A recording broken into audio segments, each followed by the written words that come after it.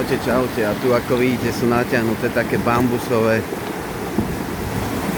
tyče, cez ktoré tú loď prenášajú hore dole, aby si ju nerozbili o tie kamene. Jeden tlačí zozadu, ale toho nemôžem nasnímať, lebo by som sa tu prevrátil, kebyže trošku sa tu pootočím. Takže aj vy musíte byť veľmi opatrní. Počujete, balans. A cez takéto malé priechody medzi kameňmi vás tu vedú. A opäť trošku do kopca. Keď sa pozriete aj tu po pravej strane, sú všade tie bambusové tyče, cez ktoré prenášajú tú loď aj s vami. Vôbec nevystupujete, stále tu len sedíte.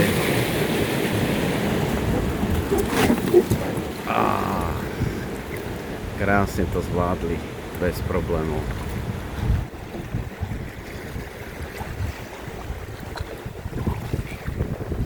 Už cestujeme vyše 40 minút.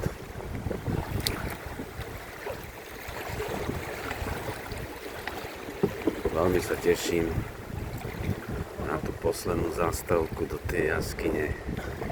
Viem, že to nebude nejaká extra veľká jaskyňa, len taká jaskinka, ale skrýva sa to pod oblákom. Čiže treba aj cestou si tu kúpiť aj taký obal na mobil, aby ste ho zbytočne neutopili.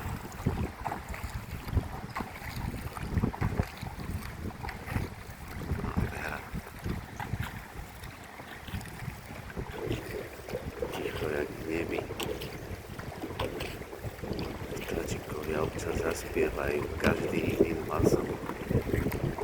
Tu máte tie kamene nado mnou, preto máte tú helmu.